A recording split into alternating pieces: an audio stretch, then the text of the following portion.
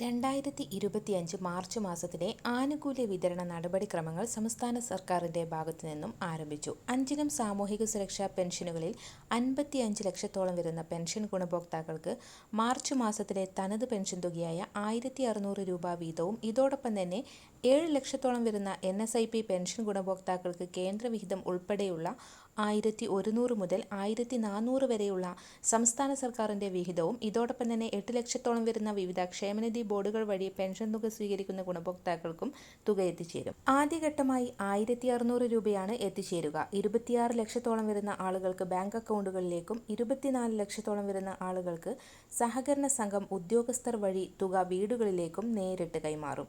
ആദ്യഘട്ടത്തിൽ മാർച്ച് മാസത്തിലെ പെൻഷൻ തുകയും പിന്നീട് ഏപ്രിൽ മാസത്തിലെ 2ാം വാരത്തോടുകൂടി ഗുണഭോക്താക്കൾക്ക് കുടിശ്ശികയടക്കം 3200 രൂപ വീതവും വിതരണം ചെയ്തേക്കും.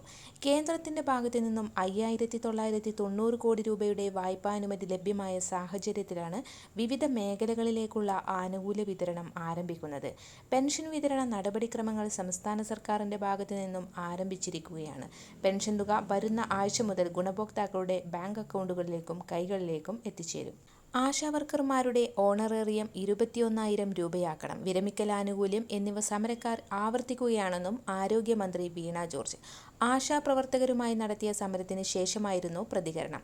ആശാവർക്കർമാരുടെ ഓണറേറിയം കൂട്ടരുതെന്ന നിലപാട് കേരളത്തിനില്ല. എന്നാൽ വേതനം 3 ഇരട്ടി ഉടൻ കൂട്ടണമെന്ന് പറഞ്ഞാൽ പല കാര്യങ്ങളും പരിഗണിച്ച് മാത്രമേ അത് ആലോചിക്കാൻ പോലും കഴിയൂ എന്നാണ് മന്ത്രി പറയുന്നത്.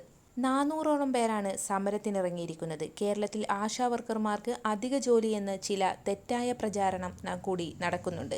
ദേശീയ മാനദണ്ഡ പ്രകാരമല്ലാത്ത ഒരു ജോലിയും ചെയ്യുന്നില്ല. 2006 നിശ്ചയിച്ച ഇൻസെന്റീവ് കേന്ദ്രം കൂട്ടിയിട്ടില്ല. ഇക്കാര്യം ആവശ്യപ്പെട്ട് കേന്ദ്ര ആരോഗ്യമന്ത്രിയെ നേരിൽ കാണുമെന്ന് സമരക്കാരെ അറിയിച്ചതാണ്.